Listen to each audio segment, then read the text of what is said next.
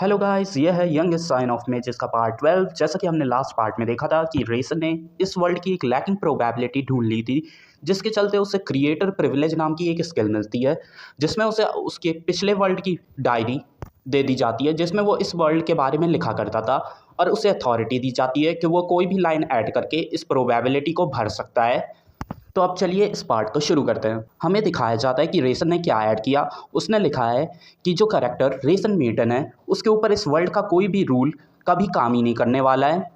Ration हम लोगों को बताता है कि उसने और भी कारणों को सोचा था जो वो इसमें लिख सकता है, जैसे कि उसकी हेवनली बॉडी, या फिर होली ग्रेल ऑफ ट्रांसेंडेंट, या फिर ट्रांसेंडेंट माना। पर उसने अपना नाम इस वजह से लिखा ताकि वो खुद के ही ऊपर इस चीज़ को लागू कर सके, ना कि किसी एक्सटर्नल फैक्टर के ऊपर। तो अब इस चीज़ से मैं इस वर्ल्ड के रूल से एकदम ही फ्री हूँ। मैं इस वर्ल्ड में एक इनरेगुलर के तौर पे काम करूँगा। फिर तभी टाइम नॉर्मल होने लगता है।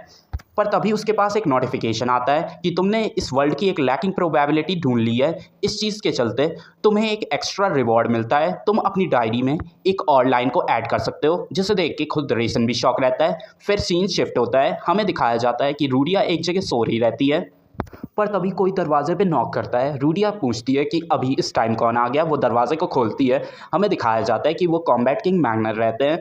कॉम्बैट किंग कहते हैं कि मैं हूँ रोजलिन का अंकल, फिलहाल रेसन कहाँ है। रूडिया कहती है क्या तुम रेसन को फिर से हरास करने के लिए आ चुके हो। तो कॉम्बैट किंग कहते हैं क्या मैं तुम्हें कोई बुरा इंसान दिखता हूँ। पर तब तक रेसन आ जाता है। पर कॉम्बैट किंग रेसन की बॉडी को देख के कुछ ज़्यादा ही हैरान रहते हैं। वो सोचते हैं कि रेसन की जो बॉडी है वो एकदम ही वेल ट्रेंड है। जो माना होता है वो फाइटिंग स्पिरिट से कुछ ज़्यादा ही अलग होता है। इसी चीज़ के चलते ज़्यादातर जो मेज रहते हैं वो अपने हार्ट को ज़्यादा स्ट्रॉन्ग करते हैं, ना कि अपनी बॉडी को। ये तो किसी टाइप के म्यूटेंट जैसा लग रहा है।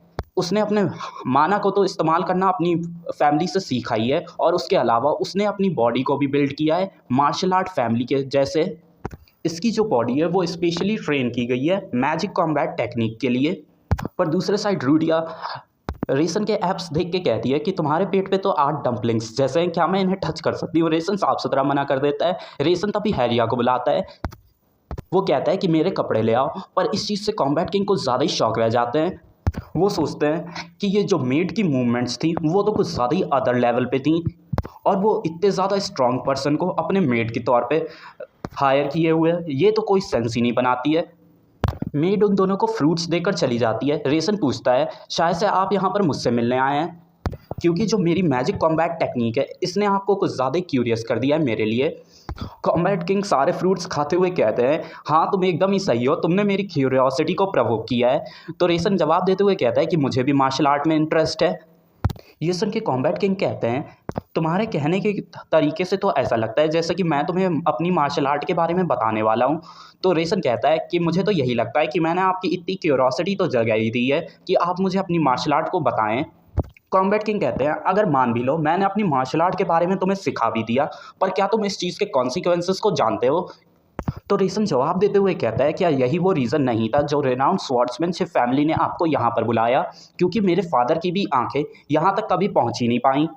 रेसन हम लोगों को बताता है कि जो स्वॉर्ड्समैनशिप फैमिली है वो उसकी फैमिली की सबसे बड़ी दुश्मन है, पर इसके बावजूद उसके फादर की आंखें कभी भी यहाँ तक पहुँच ही नहीं पाई। यहाँ पर आंखों से मतलब कोई स्पाई टाइप का है, मतलब उसके फादर कभी भी इस स्वॉर्ड्समैनशिप फैमिली में कोई भी अपना स्पाई भेज ही नहीं पाए।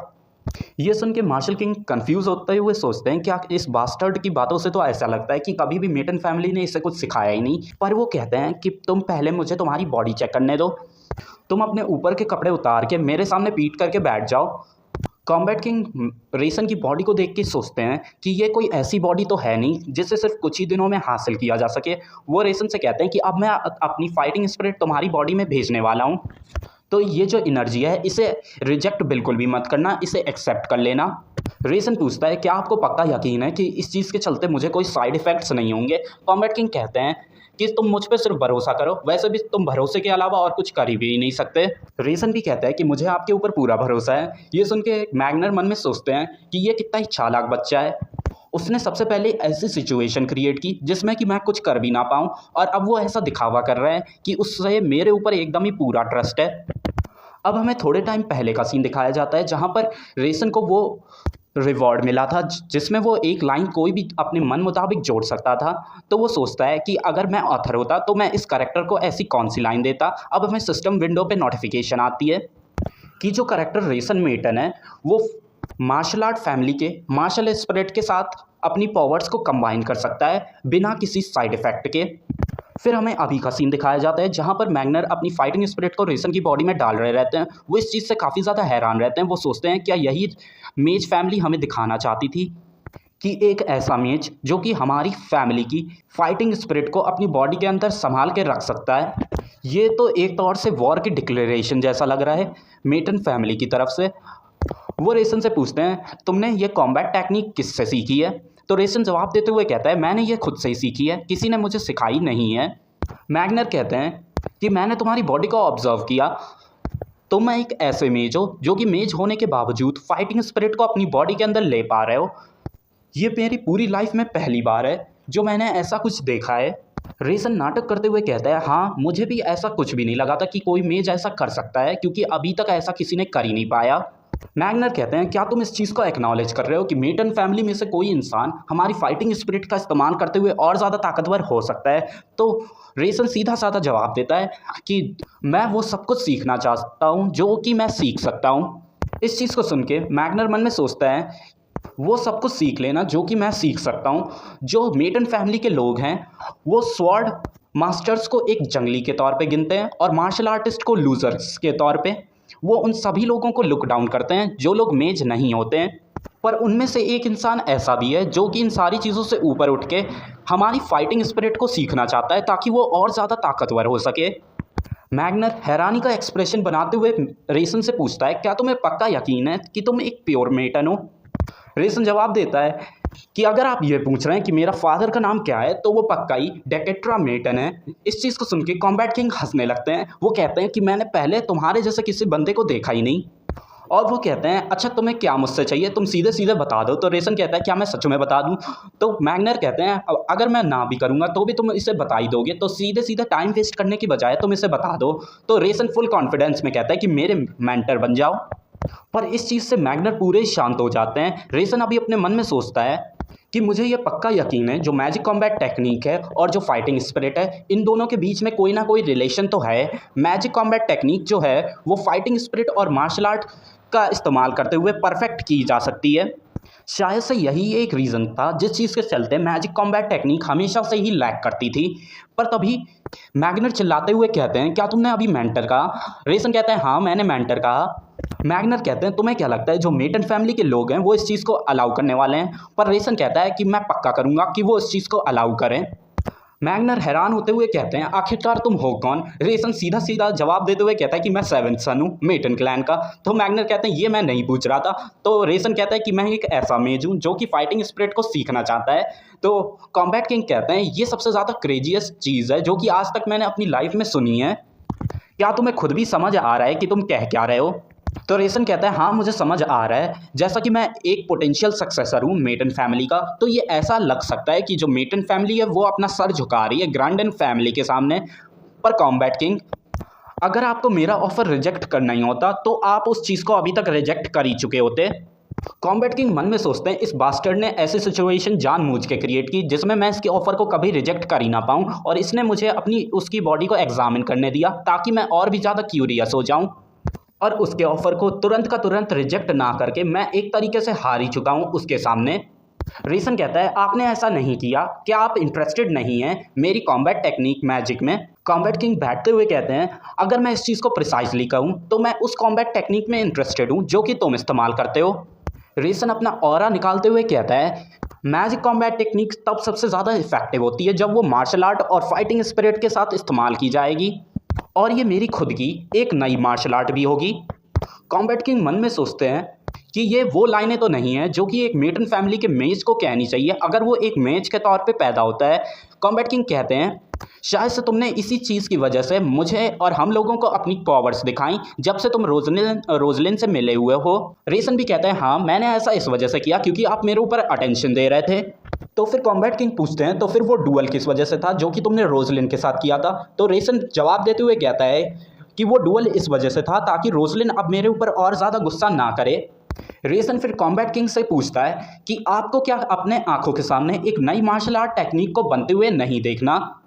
मैं प्लान कर रहा हूँ कि मैं यहीं स्वॉर्ड्समैनशिप फैमिली में ही रहूँ। ये सुन के मैग्नर कहते हैं दूसरे लोगों को तो ऐसा लगेगा इस चीज़ को देख के कि उन लोगों ने तुम्हें हॉस्टेज बना के रखा है। रेसन जवाब देते हुए कहता है, जैसा कि मेरी इमेज आपको को पता ही है, तो फिर फैमिली में किसी को इससे फ़र्क नहीं पड़ता कि मैं फैमिली का मेंबर हूँ चाहे ना हूँ, और यहाँ पर मेरे रहने के बदले में फादर कोई ऐसा ना ऐसा तरीका निकाल ही लेंगे जिससे वो कोई अपना प्रॉफिट निकाल सकें। मैग्नर कहते हैं, जो रीज़न तुम्हें यहाँ पर रहने के लिए है वो ये है कि ये जगह तुम्हारे लिए सबसे ज़्यादा सेफेस्ट प्लेस है। रेसन हाँ कह देता है। तो फिर मैग्नर कहते हैं, तुम तो सबसे ज़्यादा ही इंसेन हो यहाँ पर सभी लोगों में से। अब ये कहना तो कुछ ज़्यादा ही मुश्किल है कि तुम एक बच्चे हो जैसे कि मेटन फैमिली ने पाला पोसा है या फिर किसी तरीके के म्यूटेंट। रेशन एकदम ही शांत रहते हुए कहता है, मैं बस इसे एक कॉम्प्लीमेंट के तौर पे लेने वाला हूँ। मैग्नर इस चीज़ को देख के सोचते हैं कि ये तो अभी कुछ ज़्यादा ही शांत है। इस चीज़ को देख के तो ऐसा लग रहा है कि इसने इस चीज़ की प्लानिंग काफ़ी लंबे टाइम से कर रखी हो, ना कि ये इसने अभी अभी डिसीजन लिया हो। वो कहते हैं कि मैं इस चीज़ का पता खुद से ही लगा लूँगा। रेशन पूछता है, इस चीज़ का मतलब क्या है?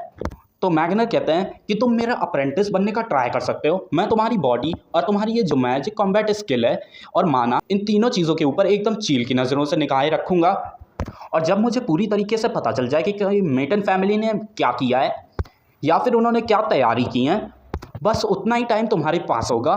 तुम मुझसे जितना कुछ भी सीख सकते हो सीख लेना। रेसन कहता है कि बस यही चीज़ तो मुझे चाहिए थी। फिर हमें दूसरे साइड हैम्पटन का सीन दिखाया जाता है, जहाँ पर वो सोच रहा रहता है कि जो यंग मास्टर का विज़न है वो कुछ ज़्यादा ही बड़ा है।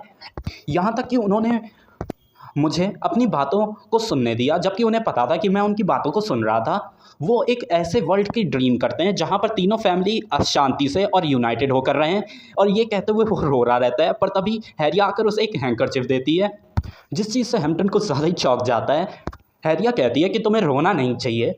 तो हैम्पटन जवाब देते हुए कहता है, मैं अभी इस चीज़ से नहीं उभर पाया कि आप एक शैडो बन चुकी हैं यंग मास्टर के, और आप ऐसे तो मुझे एक मिनी हार्ट अटैक दे दोगी। तो हैरिया सीधे सीधे कह देती है, अगर तुम इतनी ज़्यादा जल्दी मर गए इसका मतलब सीधा सीधा है कि तुम यंग मास्टर को सर्व करने के लिए एकदम ही इनकम्पिटेंट हो। ये सुन के हैम्पटन कहता है कि आप तो एकदम ही कोल्ड हैं। हैरिया हैम्पटन से पूछती है, तुमने यंग मास्टर की बातें पक्का ही सुनी होंगी। तो हैम्पटन कहता है, हाँ मैंने सुनी। उन्होंने डिसीजन लिया कि वो यहीं पर ही रहेंगे, और जब बर्थडे बैंक्वेट ओवर हो जाएगा तो फिर वो मेटन फैमिली के मेन हॉल में जाएंगे इसकी परमिशन लेने के लिए। हैरिया कहती है, उस टाइम हमें अपनी लाइफ्स को भी रिस्क में डालना पड़ेगा। तो फिर हैम्पटन कहता है, हाँ यही तो शैडोज़ की ड्यूटी होती है। तो हैरिया कहती है, यहाँ तक कि वो सज़ा पेट्रियार्च नहीं क्यों ना दी हो। हैम्पटन जवाब देते हुए कहता है कि मैं हमेशा ही यंग मास्टर रेसन के साइड में रहूँगा, क्योंकि यंग मास्टर रेसन मेरे लिए एक लाइट की तरह है। पर वो देखता है तब उसके आसपास कहीं हैरिया होती ही नहीं है। फिर सीन शिफ्ट होता है, हमें रेसन और एविलिया के सीन दिखाया जाता है। एविलिया कहती है, मैंने सुना कि तुम्हें मुझसे मिलना था। रेसन कहता है, हाँ। एविलिया कहती है, शायद से तुम्हें कोई इंपॉर्टेंट बात करनी है। तो रेसन भी कहता है, आप बातों को कुछ ज़्यादा ही जल्दी समझ जाती हैं। पर एविलिया कहती है, तुम थोड़ी देर रुक क्यों नहीं जाते, क्योंकि ये जो मूवमेंट है ये कुछ ज़्यादा ही अच्छा है कुछ इंपॉर्टेंट कहने के लिए। रेसन पूछता है, क्या आपको ये जो ट्यूलिप्स हैं वो कुछ ज़्यादा ही अच्छे लगते हैं? तो एविलिया जवाब देते हुए कहती है, जो लोग रहते हैं वो हमेशा ब्यूटीफुल चीज़ से अट्रैक्टेड फील करते हैं। तो रेसन कहता है कि मुझे तो लगता था कि जो सिस्टर के लिए सबसे ज़्यादा ब्यूटीफुल चीज़ है वो मैजिक है। एविलिया जवाब देते हुए कहती है, मैजिक तो जो था वो मेरे लिए एक टाइम में सबसे ज़्यादा ब्यूटीफुल चीज़ था, पर वो मेरे लिए सबसे ज़्यादा ब्रूटल चीज़ भी बन गया। एटलीस्ट जो फ्लावर्स रहते हैं वो कम से कम लोगों को हार्म तो नहीं करते। रेसन कहता है एविलिया से, तो फिर मैं अगली बार आपको फ्लावर का बुकेट दूंगा जब भी हम मिलेंगे। एविलिया कहती है, फ्लावर्स यही नाम सिर्फ काफ़ी है मेरे हार्ट को फ्लटर करने के लिए। एविलिया फिर कहती है, अब मुझे तुम्हारी बात सुन लेनी चाहिए, बताओ तुम्हें क्या कहना है। रेसन कहता है कि मुझे यहीं पर ही रिनाउंड स्वॉर्ड्समैनशिप फैमिली में ही रहना है। तो एविलिया पूछती है, क्या तुम पेट्रियार्च बनना चाहते हो?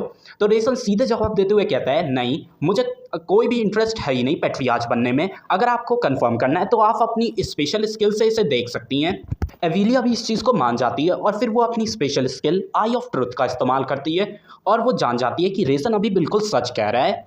वो पूछती है, अगर तुम्हें पेट्रियार्च बनना ही नहीं है तो फिर तुम इस चीज़ को इतना ज़्यादा चाहते क्यों हो?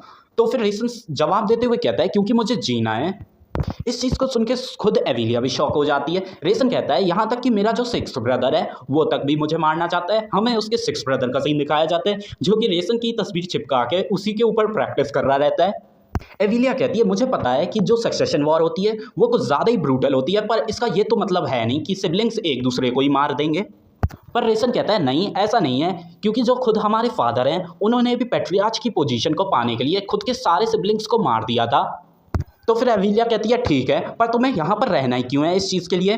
तो रेसन कहता है क्योंकि मुझे स्ट्रांग बनना है। तो एविलिया पूछती है क्यों? तो रेसन फिर से वही रिपीट कर देता है क्योंकि मुझे ज़िंदा रहना है। तो फिर एविलिया कहती है तुम्हारे पास पक्का कोई दूसरा भी रीज़न होगा इसके अलावा? तो फिर रेसन कहता है क्योंकि मुझे प्रोटेक्ट करना है खुद को और मेरी मदर को। इस चीज़ को सुन के एविलिया भी थोड़ी शॉक हो जाती है। हमें सिस्टम नोटिफिकेशन बताता है जो एविलिया है वो अपनी फैमिली से बहुत ज़्यादा प्यार करती है। वो अपनी फैमिली के लिए दुनिया की सबसे अच्छी पर्सन भी बन सकती है और सबसे ज़्यादा बुरी पर्सन भी। हमें एक सीन भी दिखाया जाता है जहाँ पर वो एक बच्चे को मारना नहीं चाहती थी, पर वो अपनी फैमिली के चलते उसे मार डालती है। हमें बताया जाता है जो एविलिया है वो अपने फैमिली से कुछ ज़्यादा ही प्यार करती है। इस चीज़ के चलते उसे ये सक्सेशन वॉर थी वो कभी पसंद ही नहीं थी, क्योंकि इसमें अपनी फैमिली के लोग खुद ही की फैमिली के लोगों का ब्लड बहाते थे। इस चीज़ के चलते उसने सबसे ज़्यादा एब्सोल्युटली पावरफुल बनने की कोशिश की ताकि वो सबको डोमिनेट कर पाए और इस सक्सेशन वॉर को एंड कर सके। और इसी चीज़ के चलते उसने मैजिक सीखा, और वो भी इतना ज़्यादा कि वो बाकी सभी को ओवर पावर कर सके। रेसन अभी मन में सोच रहा रहता है अगर इस चीज़ के बारे में सोचा भी जाए तो जब मेरा 10 ईयर रिचुअल हुआ था उस टाइम सब लोगों ने ह्यूमन सब्जुगेशन का मिशन लिया था। सिर्फ एविलिया ही ऐसी थी जिसने मॉन्स्टर्स को मारने का मिशन लिया था, जो कि ह्यूमन को मारने से कुछ ज़्यादा ही डिफिकल्ट था। पर उसने ऐसा इस वजह से किया था क्योंकि वो किसी भी इनोसेंट लोगों की जान अपने हाथों से लेना ही नहीं चाहती थी। रेसन अभी सोचता है जो भी मैंने अपनी नोवेल में लिखा हुआ था वो अभी बिल्कुल ही मेरे लिए रियलिटी बन चुकी है। हालांकि मैंने सिर्फ लोगों के ऊपर सिर्फ कुछ शब्द ही लिखे थे, पर उनके लिए ये जीने मरने का सवाल जैसा बन गया है। और अब हमें उस टाइम का सीन दिखाया जाता है जहाँ पर एविलिया ने उस बच्चे को मार दिया रहता है, और इस चीज़ को करके वो खुद भी कुछ ज़्यादा ही दुखी थी। अब रेसन कहता है कि सिस्टर, अगर मैं आपसे ये कहूँ कि मैं आपको भी प्रोटेक्ट करना चाहूँगा तो फिर आप इसे प्राइड समझ सकती हैं।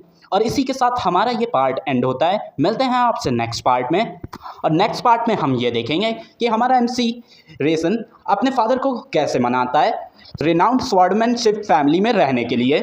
और हाँ, लाइक कमेंट एंड सब्सक्राइब करना बिल्कुल ना भूलिएगा। Thank you.